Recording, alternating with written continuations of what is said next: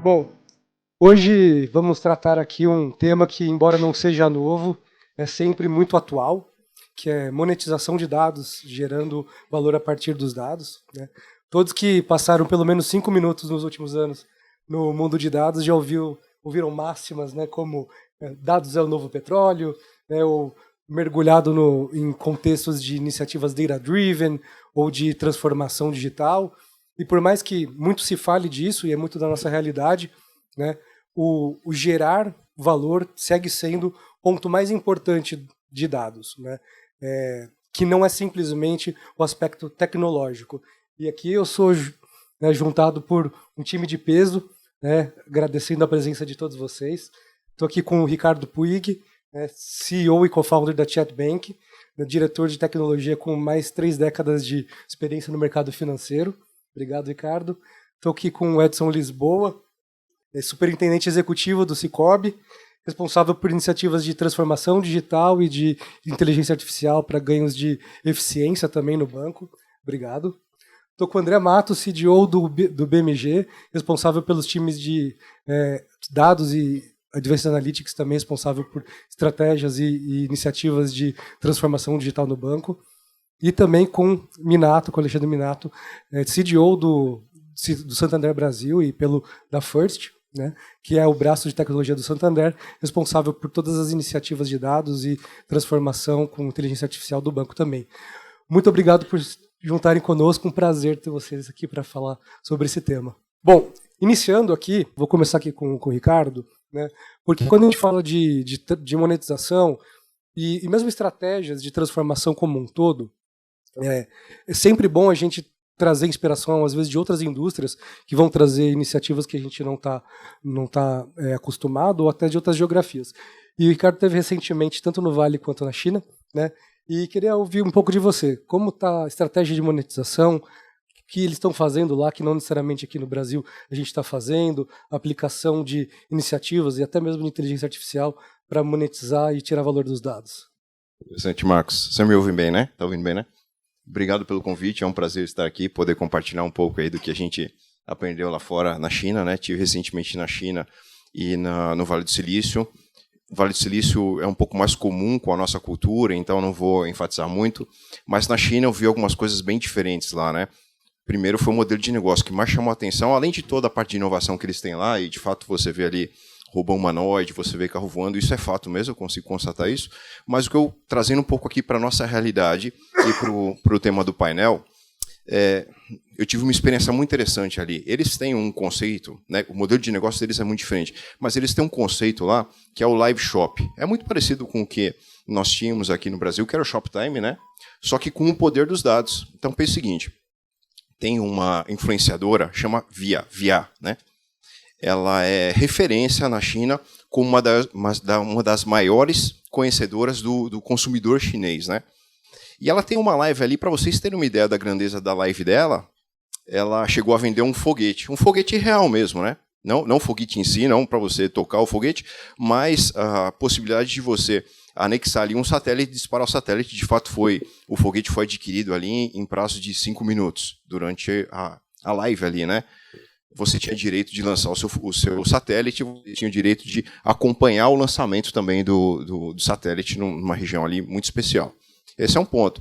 Segundo ponto, ela fez uma live e em uma noite só, a live faturou 8,5 bi de yuans. Isso significa mais ou menos 7,3 bi de reais. Não é pouca coisa. Para vocês terem uma ideia de grandeza, se você pega um banco digital grande aqui no Brasil, pega, por exemplo, o Inter, isso equivale a 6 meses de receita bruta do Banco Inter, ou metade do faturamento de uma Riachuelo. É um valor representativo, em uma noite só. Mas como ela conseguiu isso e qual o sentido disso, né, de um live shop com o nosso painel aqui? O grande diferencial, como eu comentei ali do Shoptime que nós tínhamos no Brasil, é o feedback dos dados, né? Então ela montou uma engenharia onde ela consegue trabalhar com os dados históricos. Então ela tem ali a parceria do Alibaba e o Alipay. Então com o Alibaba ela consegue pegar o histórico de consumo e com o Alipay ela consegue pegar o histórico de financiamento, o histórico desse cliente. consegue pegar o histórico financeiro desse cliente e, com base nessas informações, mais os dados em tempo real, ela consegue trabalhar a venda. Então, vamos lá. Falamos de dados, falamos de cliente, mas sem ter dado o cliente e o carisma dessa influencer, você não tem nada, você tem que ter a estratégia. Essa é a grande sacada do negócio, né? Para você monetizar o dado, você tem que ter a estratégia por trás disso. Não adianta você ter dado, ter cliente, se você não tem estratégia. E ela montou isso muito bem. Ela conseguiu montar a lógica onde, com base nos dados históricos, mais os dados em tempo real, ela interpretava esses dados, então ela interpretava o nível de comentário durante a live que ela estava fazendo, a adesão dos clientes, eles estavam comprando ou não, a emoção do cliente, como você está ali no mobile, você consegue pegar se o cliente está reagindo bem ou não àquela sua amostra, né, o produto que você está vendendo, e ela tinha ação em tempo real. O que significa ação em tempo real? Se o produto tivesse com baixo engajamento, ela trocava de produto. Se o cliente estivesse hesitando para comprar, ela substituía, ela aumentava ou abaixava o preço e mudava o tipo de, como você fala, a escassez do produto, né? Ela trabalhava a escassez do produto. Então, abaixava o preço, trabalhava a escassez do produto e vê se o produto emplaca. Se não emplaca, ela vai lá e troca de produto. Então, faz uma ideia, com base nos dados históricos, mais os dados em tempo real, por trás disso, ela tinha uma estratégia muito bem definida, por trás disso ela tinha uma equipe que interpretava aquilo em tempo real, interpretava as informações em tempo real para gerar resultado. Então, você tem que ter dados, você tem que ter estratégia, e o que você gera tem que trazer valor perceptível, percebido para o cliente. Essa é a ideia dela. O que isso tem a ver com o mercado financeiro? Ela tem um banco? Não, ela não tem um banco. Então, ela gerou tudo isso de informação, ela gerou essas vendas que, por si só, já é algo importante. E, por trás disso, ela, através de uma parceria com o Alipay, ela conseguia parcelar as vendas que ela fazia online. Ela vendia desde cosméticos até eletroeletrônicos. Ela conseguia parcelar as vendas para os clientes. Ela já tinha o histórico do cliente, se o cliente tem condição de pagar ou não.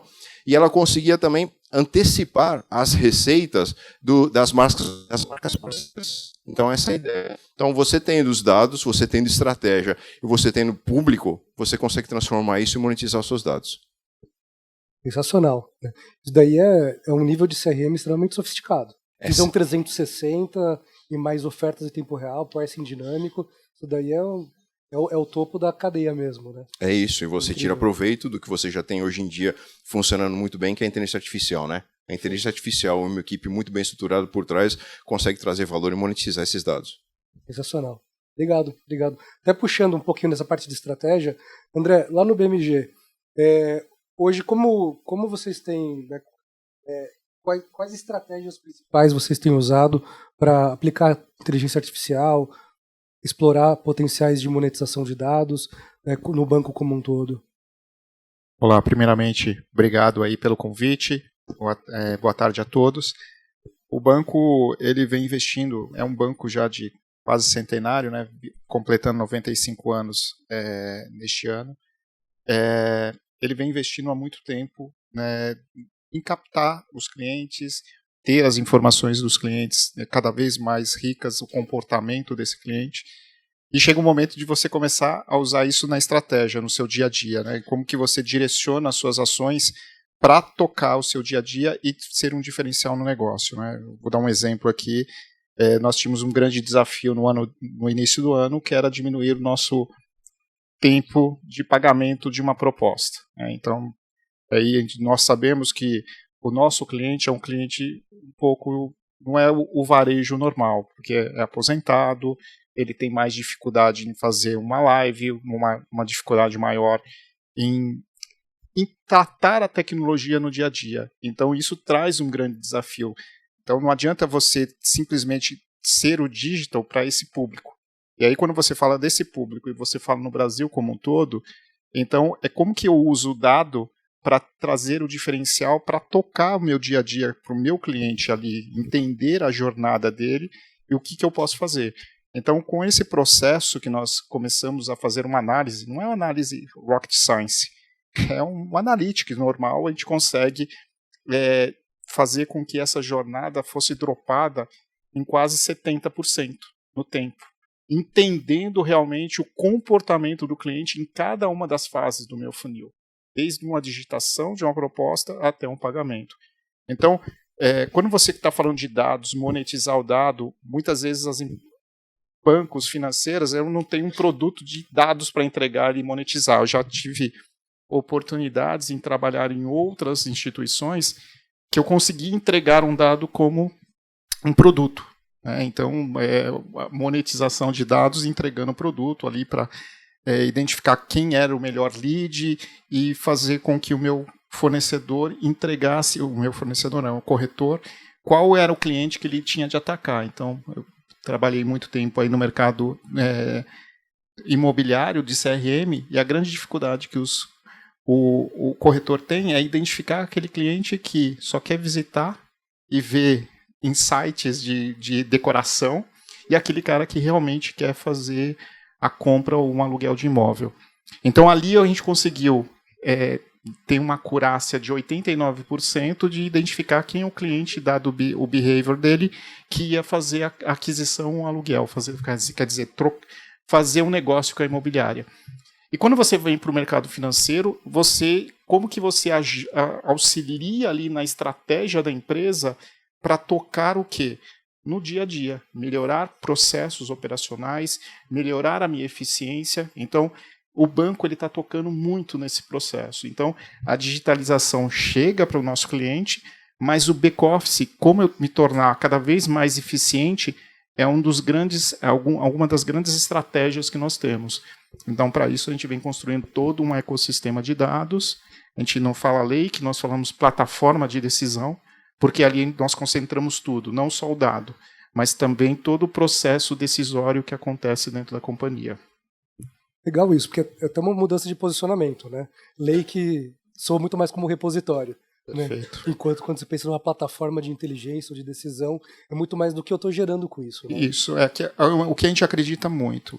Não adianta ter o dado por dado. Se eu não tiver um diferencial, não estiver entregando valor para o meu usuário, seja ele externo ou interno, eu tenho ali só uma fonte ali de informações que eu não consigo extrair valor. Então, e aí a gente pegou esse conceito. Então, e isso está muito envolvido dentro da estratégia da empresa. Então, todo o nosso conselho, todos os altos executivos da empresa está olhando muito esse foco. E aí, para isso, a gente tem que mudar a cultura.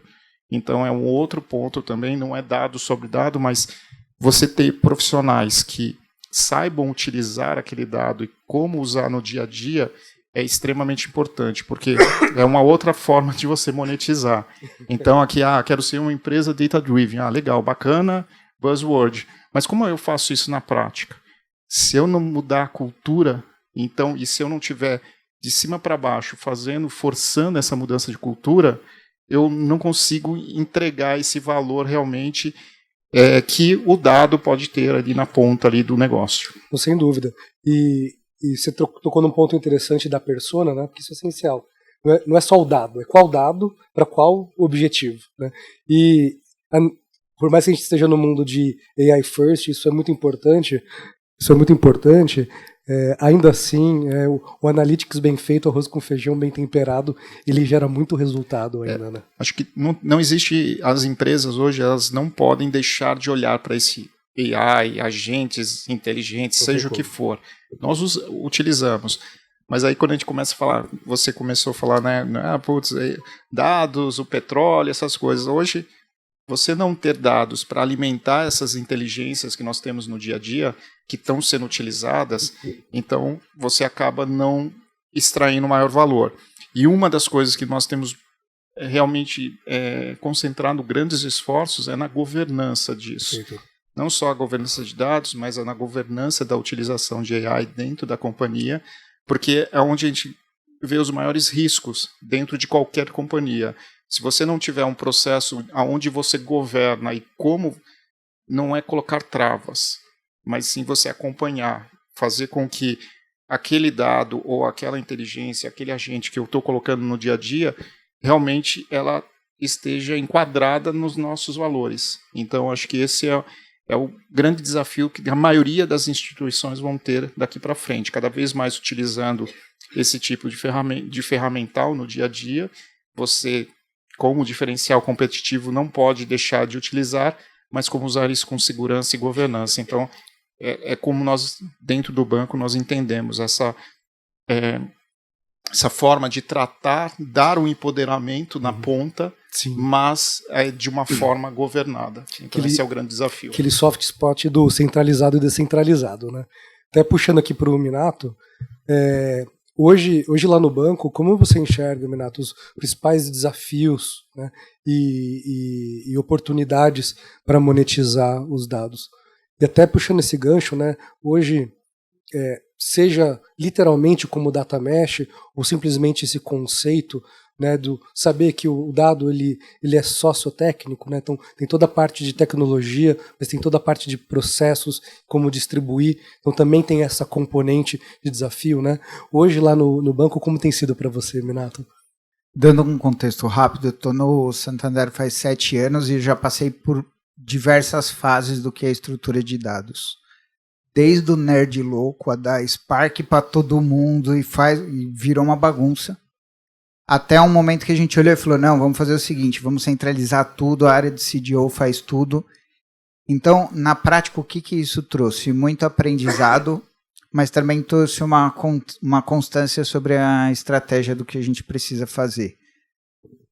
A gente tem contato aí com mais ou menos uns 14 países dentro do Santander, e quando a gente olha o nível de evolução que a gente tem aqui no Brasil, não só pelo Brasil Santander, mas o nosso mercado ele é muito mais agitado. Olha o que acontece no Open Finance, olha o que acontece em antifraude. Quando a gente fala como que funciona as antifraudes aqui na Espanha, os caras falam que, pô, mas não é possível. Se a gente fala, não, aqui Pix é de graça. Aí o cara fala, não, mas tem que cobrar, mas ninguém vai pagar.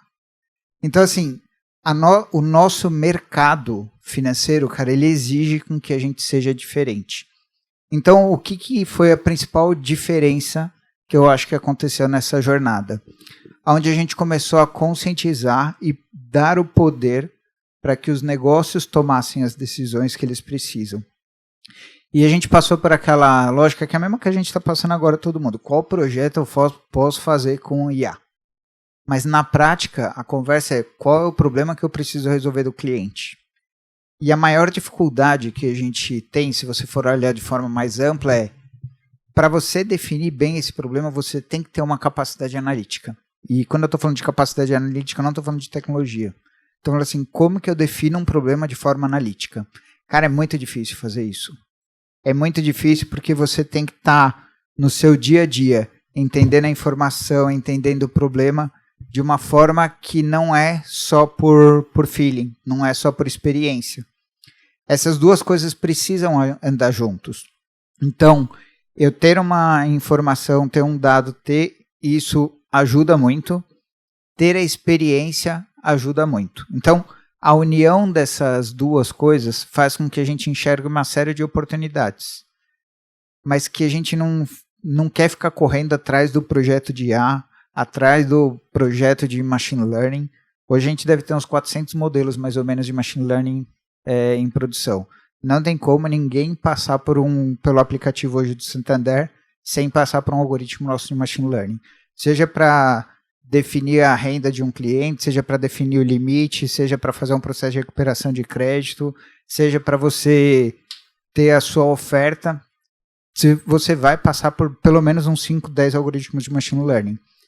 Quando a gente começou essa jornada, era assim, qual projeto de machine learning eu posso fazer? Eu falei, mas qual o problema? Eu falei, puta, ainda não sei, mas cara, a gente vai ter que resolver com machine learning. É a mesma dinâmica que a gente tem com IA.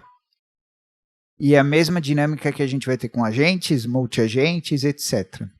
Então, aonde eu enxergo o maior desafio que a gente tem hoje é construir essa capacidade analítica em toda a corporação. Então, entender sobre dado, entender sobre a tecnologia, cara, ele é super importante, mas saber qual é o problema e como que eu estruturo esse problema, essa é a barreira de a gente ganhar velocidade. Porque muitas vezes a gente acha que a tecnologia vai resolver tudo, e hoje eu vou te falar que eu também quebrei a cara um monte de vezes, falando, não, puta, IA não vai substituir esse negócio. Porra, vai, cara. O negócio tá pegando, o bicho tá pegando. Quem tá acompanhando a evolução do que tá acontecendo em IA, cara, tá se assustando. Eu, como um bom nerd, tô me assustando também. Falo, cara, o negócio vai pegar.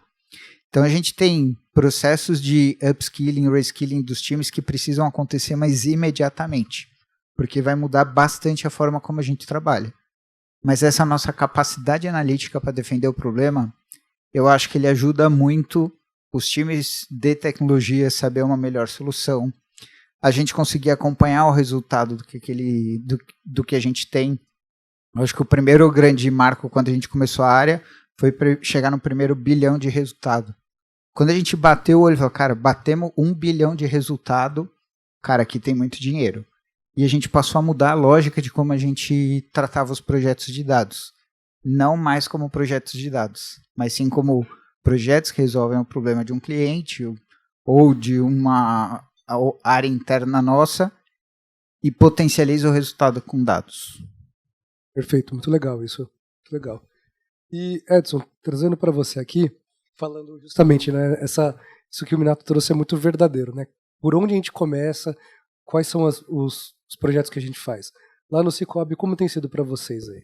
Né? Como vocês têm conseguido usar tanto AI quanto o GenAI nessa nova onda, né, de tecnologias para gerar valor, para ganhar eficiência operacional? Como tem sido lá? Bom, primeiro, boa tarde a todos, né? Também agradecer aqui pelo convite, os parceiros aí, desde o Thibaut, o Paulo, a Paty, a Carol, são parceiros aí do nosso dia a dia. Quero agradecer pelo convite de estar aqui, cumprimentar também os colegas aqui de painel. E é interessante falar um pouquinho sobre isso, né? Como a gente tem feito, porque eu sempre gosto de me referir a uma jornada. Porque, de fato, não é algo que acontece da noite para o dia, né?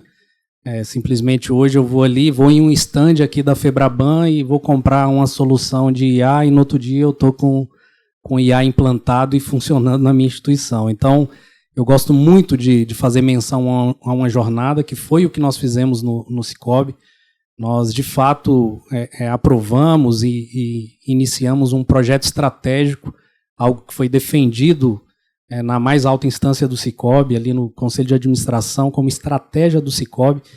E isso começou lá em 2012, desde o início da nossa jornada analítica. Então, a gente começou, de fato, preparando os dados, né? Organizando o nosso ambiente de dados, o nosso ambiente informacional, preparando tudo isso para estar pronto para uma jornada maior. E essa jornada analítica ela se encontrou com a nossa jornada cognitiva, né? E quando a gente fala de IA, eu gosto muito de reforçar que existem muitas abordagens de IA, seja da abordagem da IA tradicional ou a abordagem da IA generativa, porque está um boom danado da IA generativa, mas a gente, muitas empresas, como foi citado aqui, já usa IA na abordagem tradicional há muitos anos, principalmente no que se refere a machine learning, né? A gente tem muitos modelos implantados, né? Muitas jornadas já, como foi dito ali pelo colega do Santander, que a gente já usa há bastante tempo, e eu poderia citar aqui vários cases, vários casos, seja no uso de abordagem de análise de risco, né? Principalmente para atribuição de limite, a gente iniciou isso há bastante tempo, principalmente para as jornadas de contratação de crédito automático nos canais digitais. Temos também várias abordagens, seja com a parte de reconhecimento facial, seja usando machine learning para toda a parte de prevenção e combate à fraude, é outro case que é muito forte. Mas quando a gente explora um pouquinho sobre IA generativa, aí também um outro mundo aparece, mas eu gosto de falar dessa jornada e gosto de falar dessa diferença, porque nem tudo a gente resolve com IA generativa. A gente não precisa de IA generativa para resolver todos os nossos problemas. E a bem da verdade é o que foi falado, né? Assim, a gente precisa focar na necessidade, focar no problema para a gente saber como que a gente vai resolver, que tecnologia nós vamos utilizar. Mas é bem verdade que a IA generativa abre um grande leque, um grande mundo, e um dos nossos grandes desafios foi como que nós podemos trabalhar bem esse nosso ambiente de dados, o ambiente informacional, no contexto do Cicobi. Talvez para quem não conhece, hoje a gente tem a casa cheia aqui, né? A casa está bastante cheia, não sei quem olhou para trás aí, a procura foi grande, viu, Paty? Isso é bem legal, parece que deu até overbooking, viu umas pessoas ali querendo entrar e não conseguiram. Mas lá no Cicobi a gente está aí se aproximando de 9 milhões de cooperados, que são os nossos clientes, mas são donos ao mesmo tempo, e a gente tem mais de 4.700 agências ainda espalhadas por todo o país. E isso com 62 mil funcionários trabalhando todos os dias aí no dia a dia. como é que eu poderia disponibilizar, né, recursos, implantar cases com IA generativa para essa turma toda, seja para o cliente final, seja para a nossa base de funcionários, a um baixo custo, mas fazendo um bom uso daquilo que nós construímos ao longo do tempo em relação à nossa base de dados, a nossa base informacional, que já vinha sendo explorada por meio de analytics.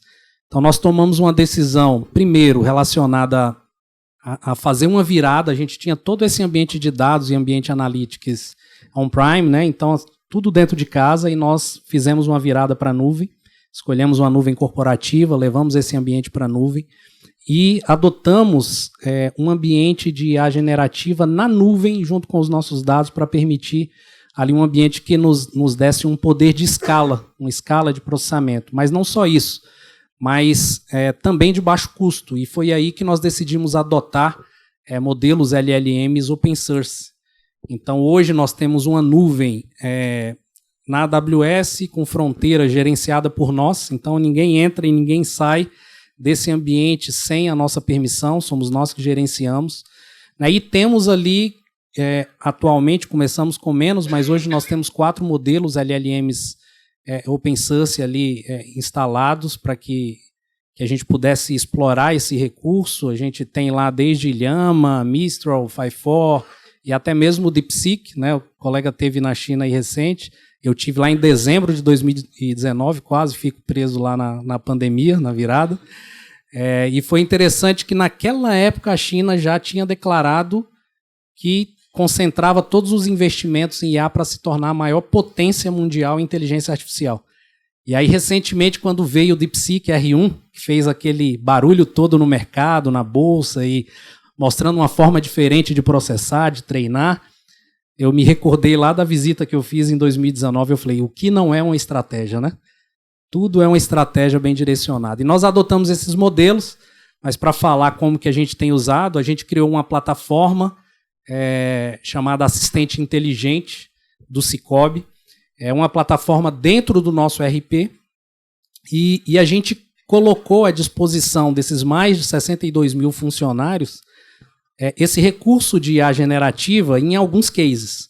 A gente fez primeiro um case interno com a nossa área jurídica, foi para explorar ali documentos jurídicos que todo mundo sabe, são petições, são processos com dezenas, centenas, talvez milhares de páginas, né? Tem aí, temos advogados aqui presentes e que precisam lidar com isso no dia a dia, e a IA generativa tem um poder espetacular de nos permitir a interação com esse tipo de dado, né, que estão ali em documentos. Então foi um case muito interessante, que gerou uma economia ali declarado pela própria área de 2 horas por advogado, por profissional, né, que foram liberados para fazer outras atividades e agilizou o processo deles internamente. Então foi um case muito interessante porque foi um case interno que nos permitiu aprender bastante com a jornada. Depois nós disponibilizamos um recurso para interação com documentos do dia a dia dos funcionários.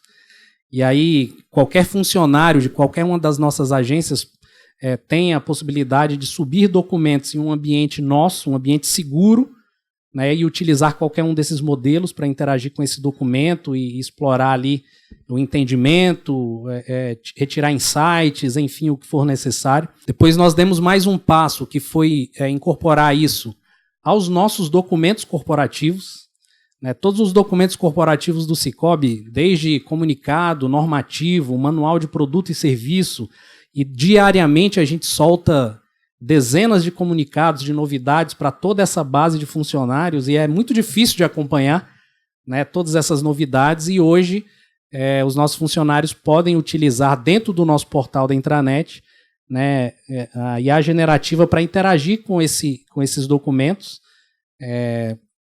e pegar a informação necessária ali para o seu dia a dia, para atendimento de cliente, para resolver alguma questão, e tudo dentro do nosso ambiente seguro. Ele não precisa ter receio, né, de usar IA generativa por estar aberto na nuvem, se vai estar alimentando ou treinando o modelo para o lado chinês ou para o lado americano, né, qual lado do poder vai ser favorecido, ou se vai estar expondo dado da instituição. Então não precisa ter essa preocupação, porque está num ambiente seguro.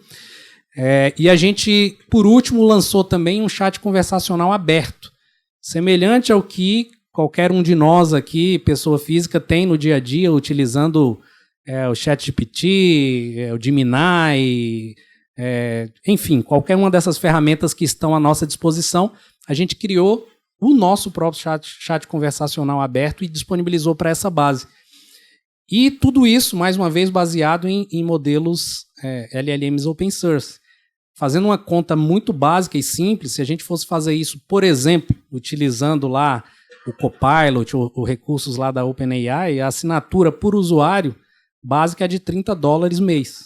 Se você pegar $30 mês vezes 62 mil funcionários, você tem alguns milhões ao ano, né, mais de 100 milhões ao ano que a instituição precisaria gastar. Então, quando a gente fala de monetizar os dados, também tem muito essa linha de que como que eu posso disponibilizar recursos com a nova tecnologia a baixo custo, com baixo custo, né, e agregando valor para o negócio, agregando eficiência operacional, eficiência no dia a dia.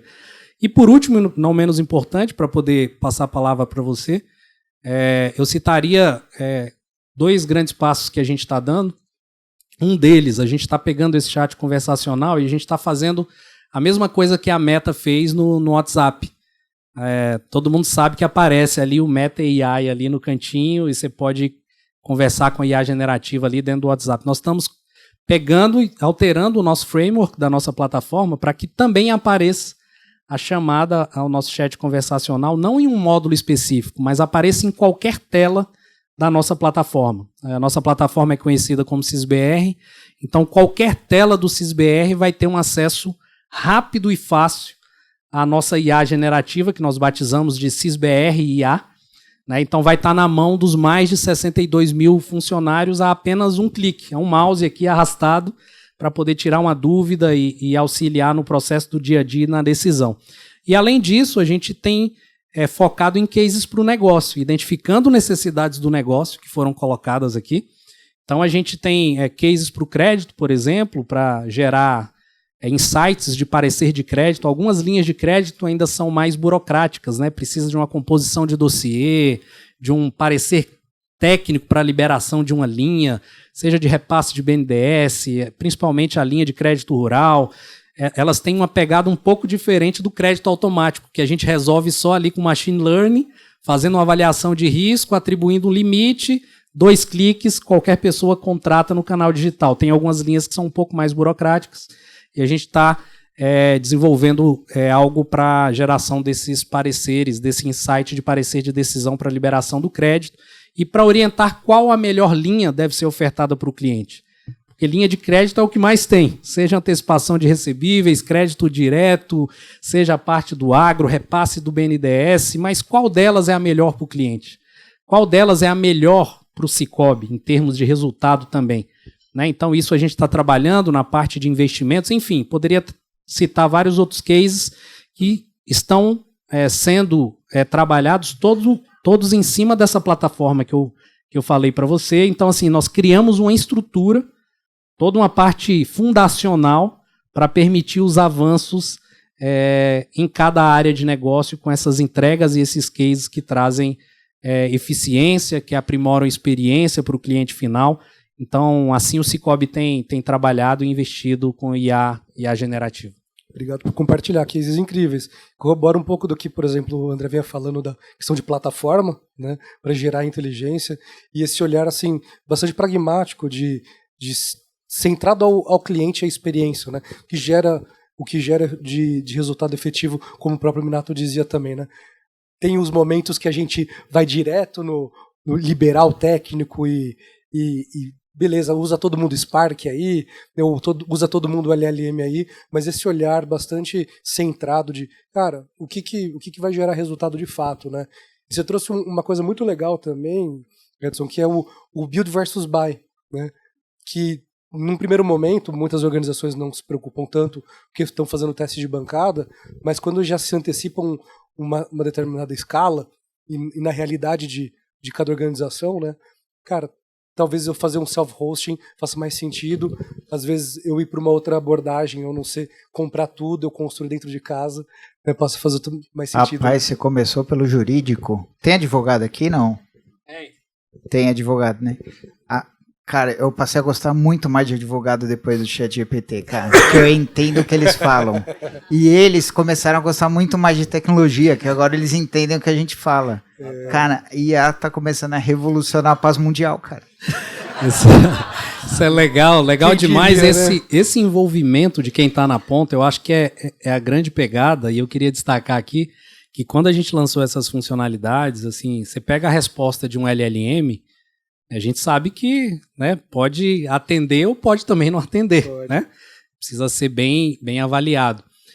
E a gente colocou na nossa plataforma para pegar o feedback de quem está utilizando, né, essas funcionalidades para, poxa, fez sentido para mim, dá um joinha ali para cima, não fez sentido, né? Fala, olha, essa resposta aqui, alguém que é especialista na área pode olhar e falar, olha, deu uma alucinada aqui. E aí, quando fala que não foi positivo, a gente já abre lá para justificar o porquê, seja com algumas respostas pré-definidas ou seja para um campo aberto, né, para livre detalhamento. Mas o que é mais bacana? A gente usar mais de 62 mil pessoas para nos auxiliarem, nos ajudarem a avaliar os modelos que nós estamos utilizando. Essa é uma grande riqueza e um dos pontos fortes da nossa estratégia, porque aí a gente tem uma facilidade muito grande, muito forte de comissionar ou descomissionar um modelo. Eu posso incluir ou retirar modelos no momento que eu quiser. E essa questão do DeepSeek foi um grande exemplo, que ele surgiu e foi lançado em uma semana, fez aquele boom todo, a gente já colocou ele no nosso ambiente, uma semana e meia depois ele já estava disponível na nossa plataforma para esses mais de 62 mil usuários. Então, assim, essa interação de se aproximar, seja com o jurídico, né? Falou aqui do jurídico, mas tem o comercial também. O comercial é agressivo também, né? Em algumas tratativas, né? Seja jurídico, comercial, e a gente está perto dessa turma e ouvindo e fazendo parceria com o business, né? Com quem usa, aí sim não é tecnologia por tecnologia. É a gente entender de fato a necessidade, a dor ali de uma determinada área, de um determinado segmento da instituição e utilizar a tecnologia para apoiar. Perfeito, perfeito. Mas tem bastante aprendizado nesses processos, né? A gente começou a fazer um trabalho muito com a central de atendimento que a gente tem. E tem a discussão de alucinação, como que você vai fazer, etc., mas a gente passou por aprendizados legais. Tem um negócio que chama In Context Learning. Então, o que foi legal? A gente começou a entender como o próprio algoritmo ele ia, com base nos históricos, ia aprendendo, e todo mundo fala, porra, é animal aprender com a própria máquina, né? Super legal. Aí, em fevereiro, o algoritmo estava falando assim, ó, desejo para o cliente um Feliz Natal e um Feliz Ano Novo. Mas por quê? Porque na época que ele foi, quando a gente começou a trabalhar com ele, fazia sentido. Então, assim, cara, a quantidade de coisa que a gente aprendeu sobre essa tecnologia nos últimos meses, assim, é brutal. Então, a gente tinha muito receio, né? Pô, tu quer alucinar, imagina no nosso chatbot o algoritmo dizer que o melhor cartão do cliente é do nosso concorrente. Cara, porque vai acontecer. O algoritmo lá... Então, como que a gente coloca esses guardrails para a gente ter tranquilidade e abrir isso para o mercado, né? E esse guardrail não é só de segurança, que é uma preocupação iminente, mas de contexto de negócios também.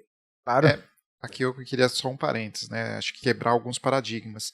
O quanto dos nossos atendentes estão alucinando aí no que estão atendendo a gente hoje? Que a gente nem pegou, porque a gente não tem a capacidade. Hoje, quando está alucinando... Segundo a nossa métrica, 20% a mais. Porque o que acaba acontecendo é isso, né? Hoje, no dia a dia, a gente contrata call centers e atendentes que estão fora até da nossa organização. O quanto que isso tem alucinação ali. E que eu não estou nem enxergando isso. Toda vez que a gente está utilizando atendentes automatizados, seja o que for, minimamente a gente consegue pegar um histórico do que está acontecendo. Então, esses paradigmas vão começar a cair por terra em pouquíssimo tempo, porque a gente tem essa preocupação, lógico, está no nosso cliente, está na ponta, né? Eu estou entregando um produto ali na ponta, mas alguns paradigmas realmente vão ter com a evolução, com a velocidade que está acontecendo, para pensar, né? Quantos dos nossos atendentes ali estão alucinando no nosso dia a dia ali, nos atendimentos que acontecem. Sem dúvida. Gente, aqui só para a gente direcionar para um fechamento, teve uma coisa que surgiu muito na fala de todos vocês, que é a preocupação tanto cultural quanto organizacional, né? Então, assim, vocês trouxeram muito a questão do desafio envolvido nisso. Queria, assim, de forma breve, ouvir de cada um de vocês, para a gente amarrar aqui um pouco dessa mensagem, o que na prática vocês estão sentindo, né, na realidade de cada um de vocês, as ações que têm surtido mais efeito para equacionar esses diversos desafios culturais e organizacionais. Se a gente ficar listando eles aqui, são infindáveis quase, né? Mas na realidade de cada um de vocês, o que tem sido mais efetivo para equacionar esses desafios tanto culturais quanto organizacionais na adoção, né, de estratégias de monetização, data-driven, de IA, de ciência de dados, machine learning, como um todo? O primeiro ponto, eu acho que é conscientização, né? Você ter claro, tudo parte de uma estratégia, né? A organização ter estratégia, conseguir cascatear essa estratégia.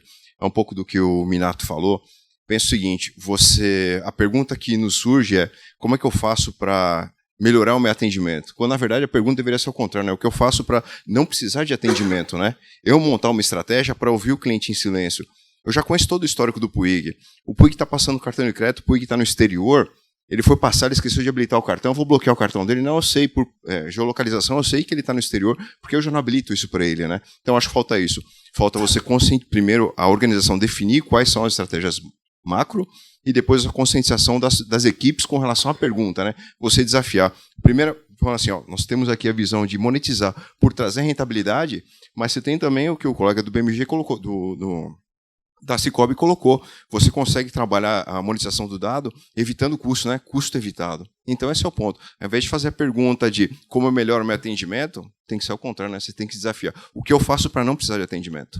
Um ponto que eu, mais uma vez, reforço é que eu acho que a gente precisa, as instituições, nós precisamos ter uma visão muito clara de jornada. Mais uma vez, nada acontece da noite para o dia. Então, a gente precisa ter, de fato, consciência das etapas, dos passos necessários para poder chegar em algo mais maduro. E falando um pouquinho sobre dados, até pegando um exemplo de um dos cases que eu citei aqui, que foram os nossos documentos corporativos, nós implementamos rapidamente a funcionalidade, utilizando técnicas como RAG e tal, e eu já estava do dia para a noite já querendo soltar para todo mundo, né? E a nossa área de governança entrou em uma avaliação bem mais criteriosa dos documentos, e aí eles tiveram que trabalhar algumas questões, nós do nosso lado de tecnologia, eles do lado da questão do documental, porque os documentos eles saem em uma linha do tempo, né? Então, todos aqueles documentos vão ser trabalhados ali pela inteligência artificial, pela parte de IA generativa, mas muitas vezes um documento revoga o outro, um completa o outro. Então, se a gente não tem essa estrutura muito bem governada, muito bem gerenciada, se os nossos dados, os nossos documentos não têm uma preparação muito boa, a chance de sair respostas equivocadas e erradas, e que às vezes não são mais reais, porque já tem um documento muito mais novo que alterou aquilo, são muito grandes. É muito provável, muito possível que isso aconteça. Então, a gente precisou trabalhar algum tempo nisso antes de liberar para todo mundo. Então, ter essa consciência do passo a passo, das etapas, eu acho que é muito importante para que a gente não erre na entrega final. Bom, no banco nós estamos numa jornada forte de mudança cultural, e a mudança cultural passa por dados e AI. Então, efetivamente, o que nós estamos realizando hoje é ter uma aproximação muito forte com o time de pessoas. Então, a jornada não é do meu time, não é do meu time de dados. Eu sou um mecanismo ali para disponibilizar isso para a companhia. Então, juntamente com o meu time e outros times envolvidos, nós trabalhamos muito na cultura. Então, com isso, eu consigo enraizar isso na companhia como um todo. Então, por exemplo, hoje a gente está rodando, até o final do mês, a gente roda uma assessment que nós estamos rodando para pegar cada um dos colaboradores existentes no banco, qual é a sua familiaridade com a manipulação de dados no dia a dia. parte analítica, capacidade analítica, para aí sim começar as jornadas de treinamento indo no indivíduo. Então, para aquele departamento, para aquela área, quais são as capacidades que eu tenho de desenvolver em cada um deles? Então, e isso passa por pessoas. Não tem como a gente não entrega-se valor para o negócio quando as pessoas começam a utilizar da melhor forma aquilo que a gente está disponibilizando. E o meu time está disponibilizando diversas ferramentas, dados, informações. Esse é um trabalho que eu tenho que fazer no back-end, mas como que eu vou estar usando ali para realmente ter entrega de valor na ponta com o usuário fazendo o melhor utilização de todas as ferramentas que nós estamos entregando. Então, acho que esse é um trabalho, passar por pessoas. E ser catalisador disso, né? Isso.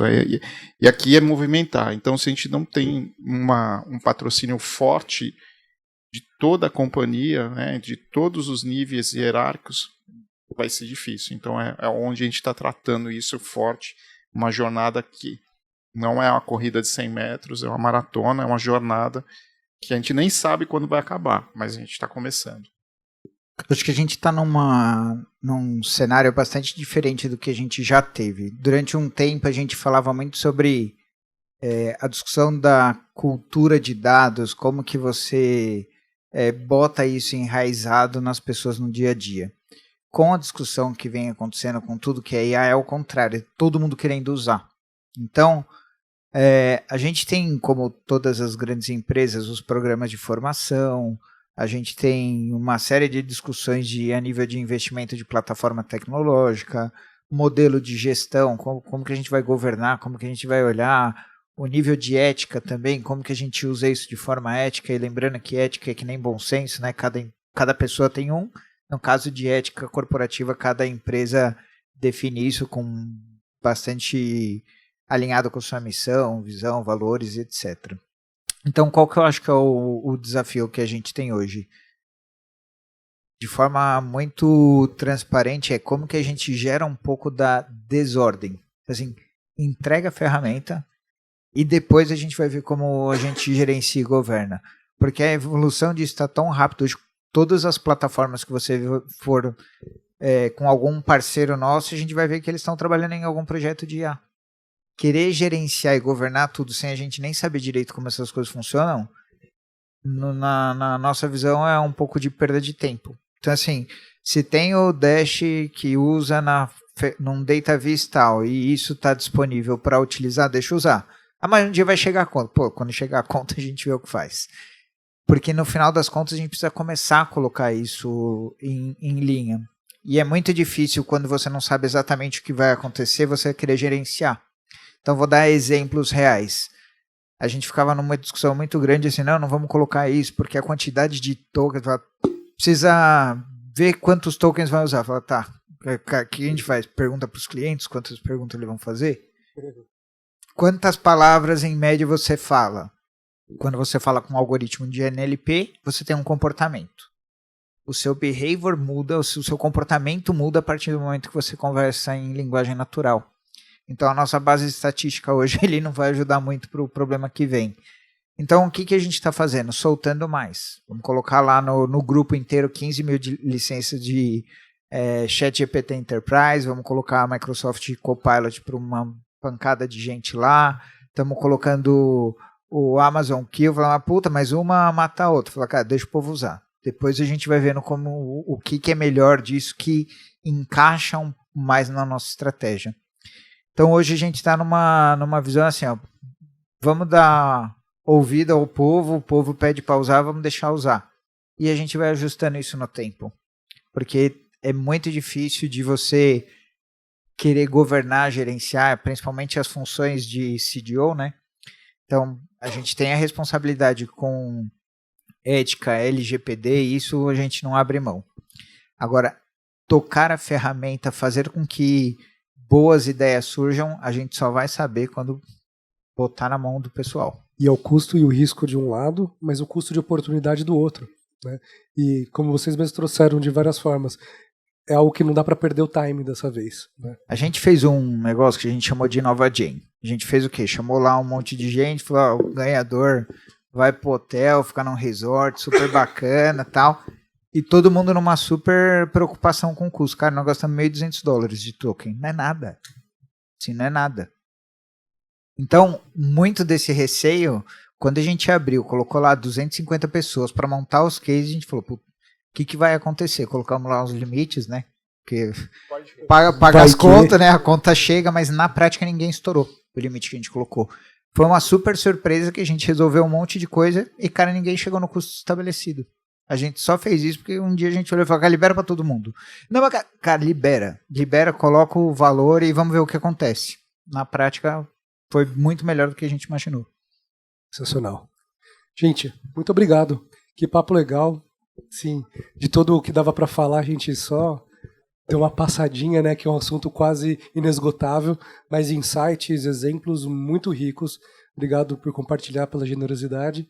E, novamente, obrigado por ter aceitado o nosso convite. Gente, uma salva de palmas para os nossos convidados.